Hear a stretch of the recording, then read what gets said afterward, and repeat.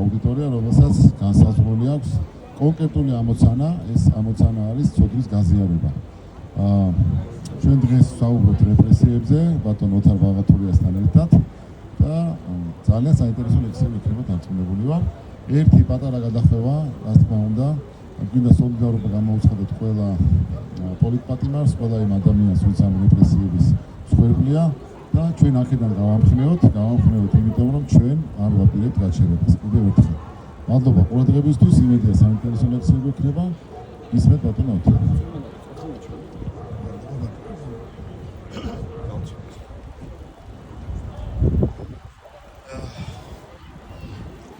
საზოგადოდ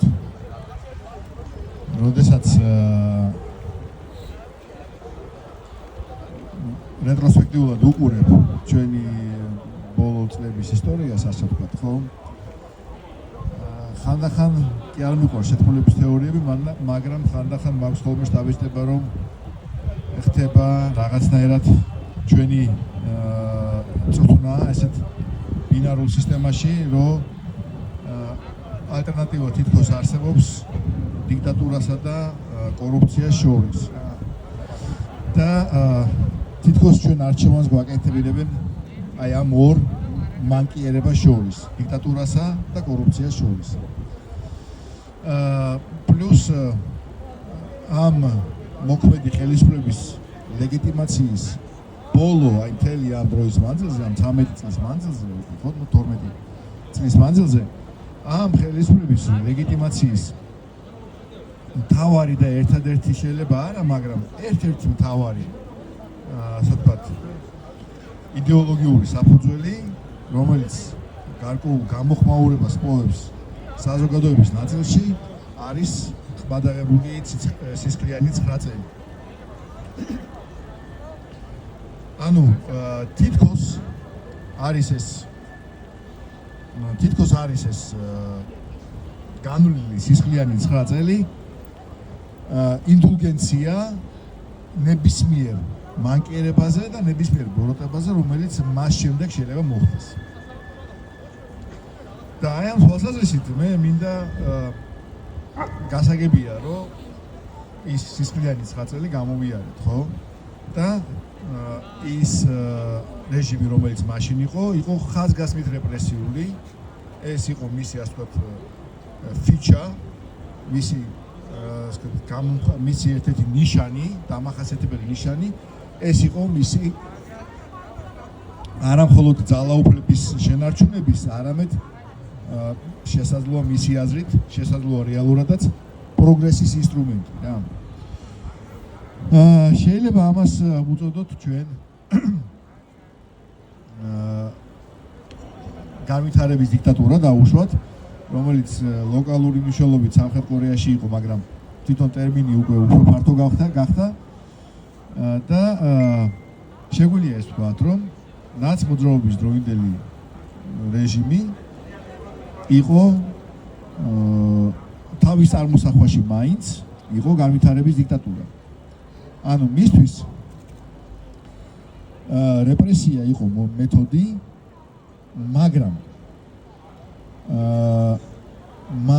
მეთოდი რისი და რისი დეკლარება ხდებოდა იმ რეჟიმის მიერ, რომ ჩვენ უნდა გავახორციელოთ დაჩქარებული პროგრესი, დაჩქარებული მოდერნიზაცია, დაჩქარებული ვესტერნიზაცია, დაჩქარებული ლიბერალიზაცია და ამ ყველაფერს ხელს უშლის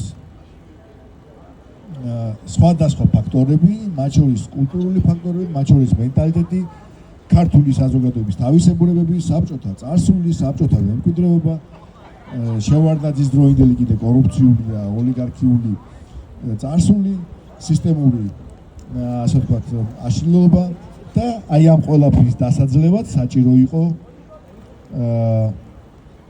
ავტორიტარული მეთოდებით მართვა.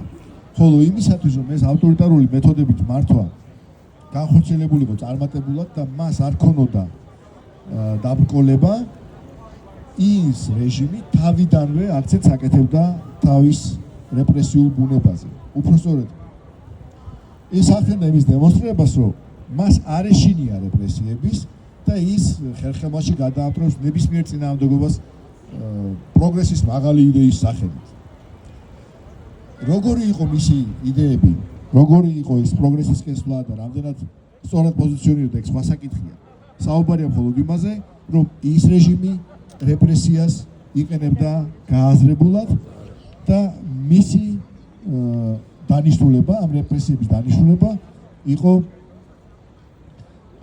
საზოგადოებისთვის ძალის დემონსტრირება და ურყევინების დემონსტრირება. ეს იყო იმ რეჟიმის, ასე ვთქვათ, ფუნქცია. მაგრამ აქ უნდა აღინიშნოს, რომ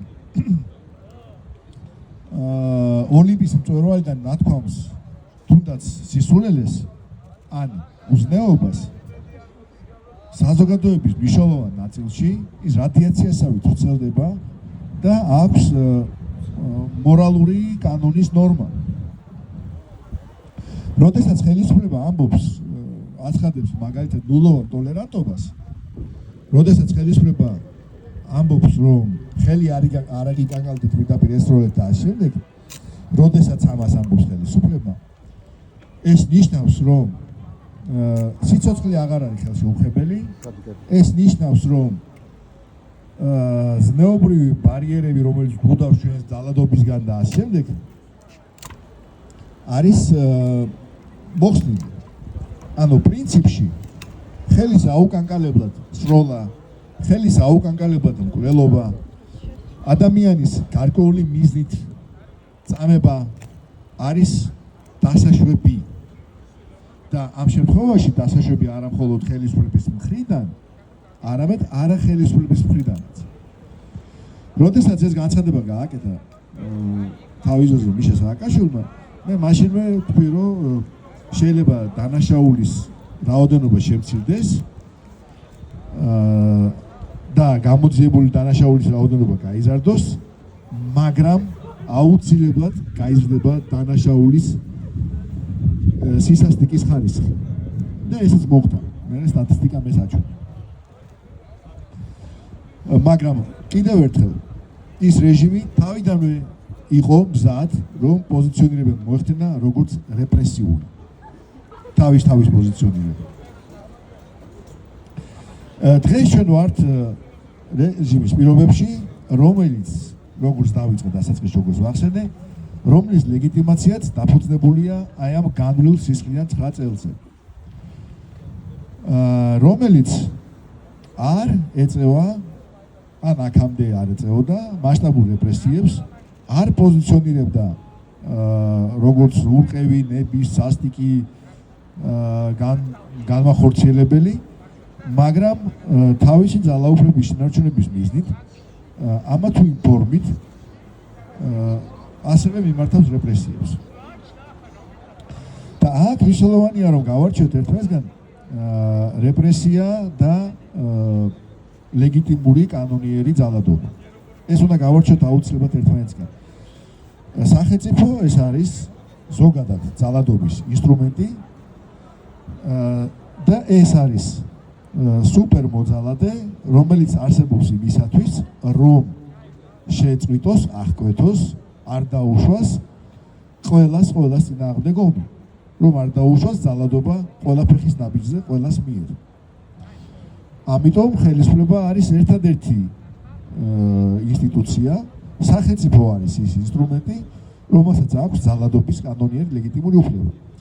მაგრამ როდესაც ჩვენ საუბრობთ კანონიერ ძალადობაზე, როდესაც ჩვენ საუბრობთ ძალადობის კანონიერებაზე,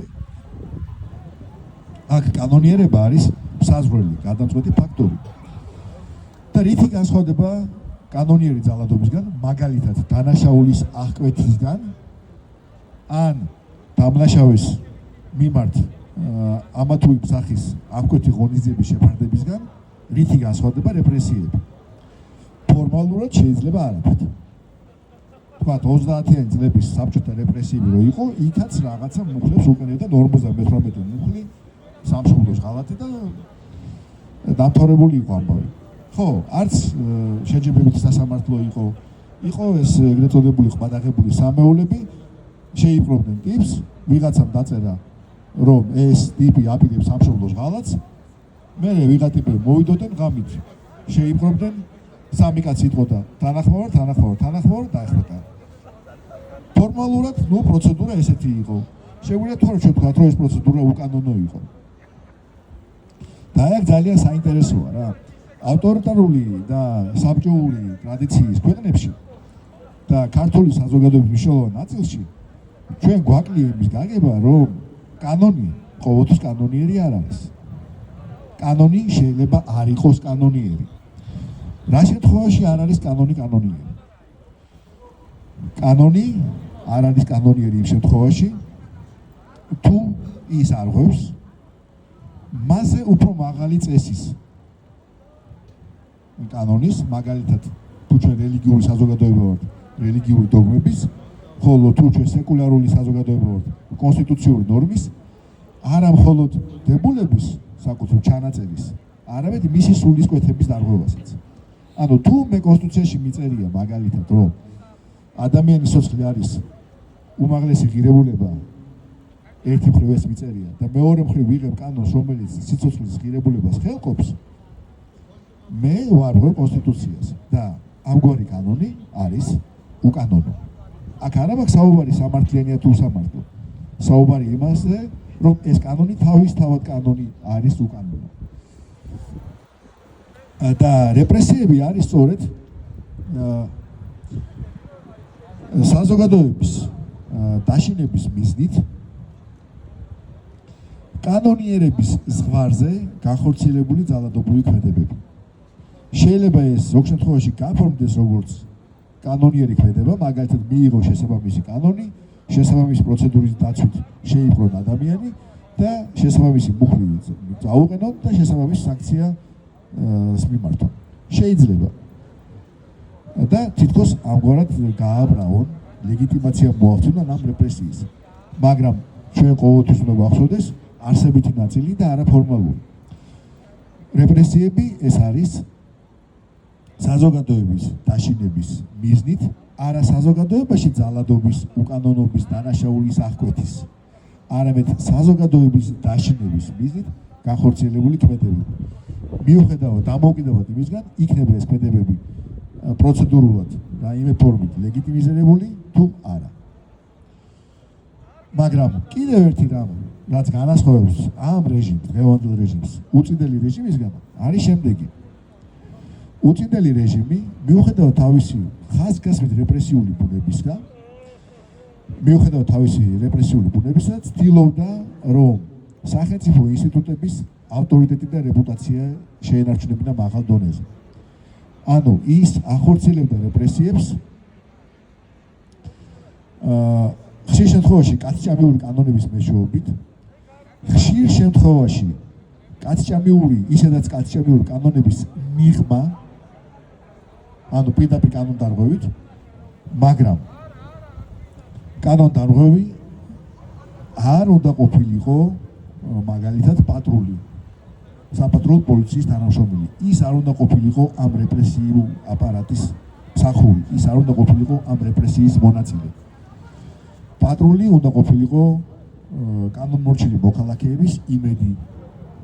პატრული უნდა ყოფილიყო გაწყეფილი, გამართული, თავაზიანი, ესე იყო ჩაფიქრებული. ისაც ხდება დღეს ერთი მხრივ ციტუსკები, ეგრეთ წოდებული იანუკოვიჩის ნოუ-ჰაუ, რომლებიც ვიღაცებს სადღაც ხდებიან და ძალადობენ ერთი მხრივ. და მეორე მხრივ, როდესაც ამ ფუნქციას ასრულებინებენ მოქმედი პოლიციის თანამშრომლებს, ჩვენ პრაქტიკულად ვდგებით სიტუაციის წინაშე, როდესაც ხელისუფლება თავისით ახდენს თავისივე ინსტიტუტების დისკრედიტაციას და მათ შერყვნას, მათ აზარალებს ამით. და ეს არის ძალიან საშიში და ძალიან ცუდი მოვლენა, იმიტომ რომ სახელმწიფოს ხო არაფერია თუ არა ინსტიტუტები. სახელმწიფოს რეპუტაცია სხვა არაფერია თუ არა მისი ინსტიტუტების მიმართ საზოგადოების ნდობა. ბევრად უფრო რთულია იმ სახელმწიფოს არევა და იმ სახელმწიფოზე ღია თუ ფარული აგრესიის განხორციელება, რომელსაც აქვს საკუთარი ხელისუფლების, საკუთარი ჯარის, საკუთარი პოლიციის წმენდა და ნდობა, რომლის რეპუტაცია და ავტორიტეტი არის სათანადო სიმაღლეზე, რომელშიც დაუშვათ ფორმიანი ადამიანის მხრიდან ჩადენილი დანაშაული არის არა ფიჩა, არამედ ბაგი, ანუ არა ნორმა, არამედ ნორმისგან გადახრა. აქვე მინდა ჩართვასავით გავაკეთო. რა ახასიათებს რეჟიმს?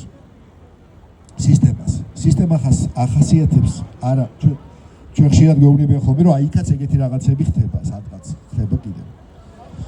სისტემის მახასიათებელი არის არა ის დარღვევები, რომელიც ამ სისტემას მოსდის, არა ის შეცდომები, რომელიც ამ სისტემას მოსდის, არა ეს გადახრები ან გადაცდენები, რომელიც სისტემის ფარგლებში ხდება, არამედ სისტემის რეაქცია ამ დარღვევებზე, გადაცდენებზე და ამ შემდეგ.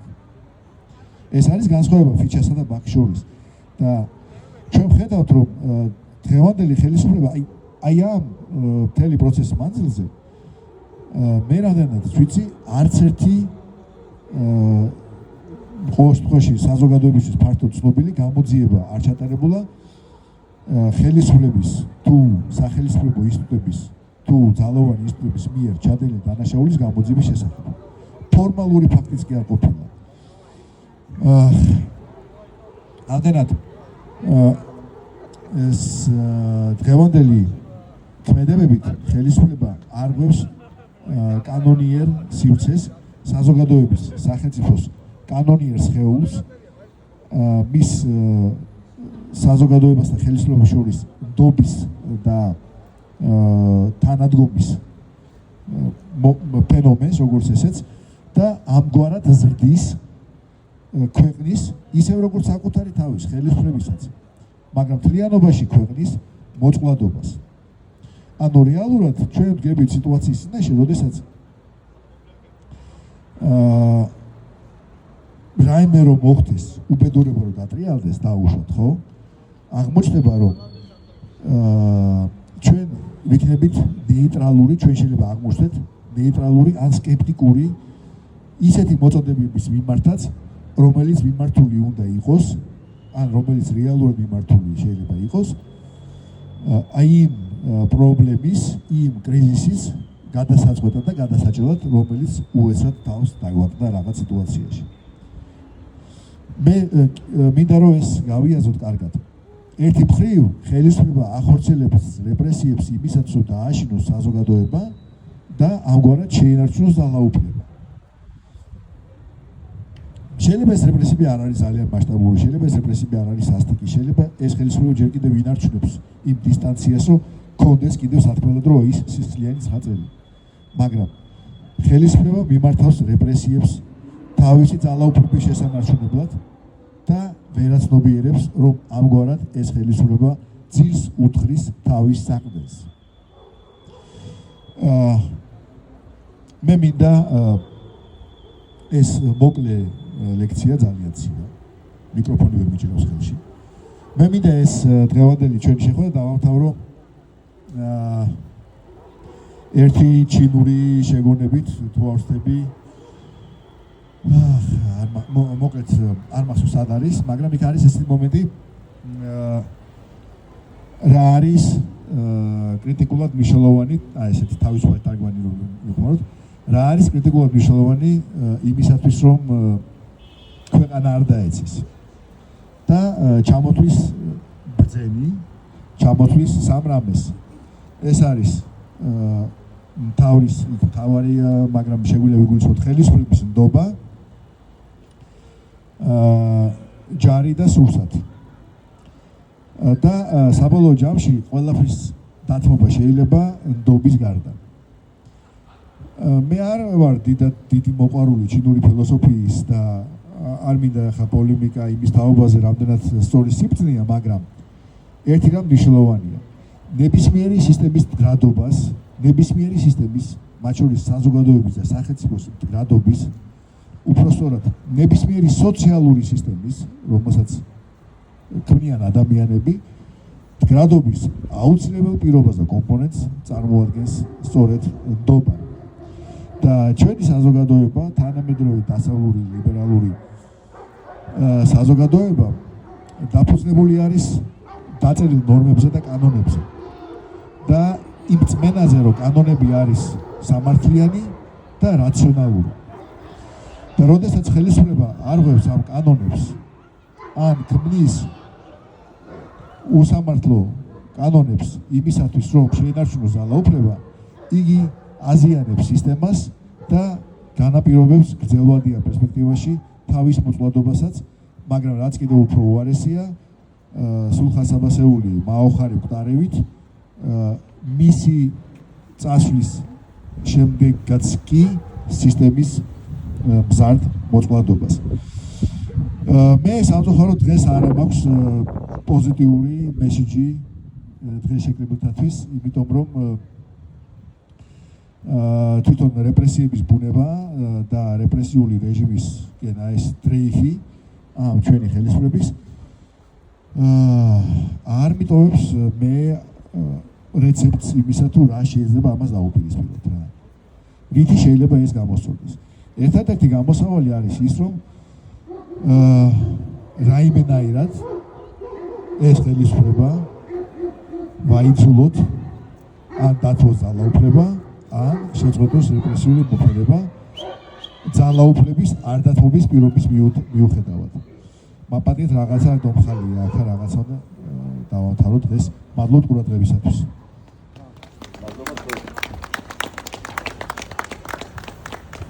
დიდი მადლობა, მეგობრებო. ერთი პატარა იდეა გვინდა რომ გავაჟღეროთ, თუ თანახმანი იქნებით, ჩვენ გადავწყვეტთ, რომ ხვალ ეგრეთ წოდებული ტაიმ-აუტი ავიღოთ აუდიტორიის სალექციო კურსის და შემოგთავაზოთ ხვალ ერთად უგულშემატკივრად საქართველოს სომხეთის თამარს აქ ადგილზე, თუ იდეა მოგწონთ. შეგვიძლია რომ ხვალ დაგვატიჟოთ ჩვენს აუდიტორიაში, ოღონდ სპორტულ ფორმატში.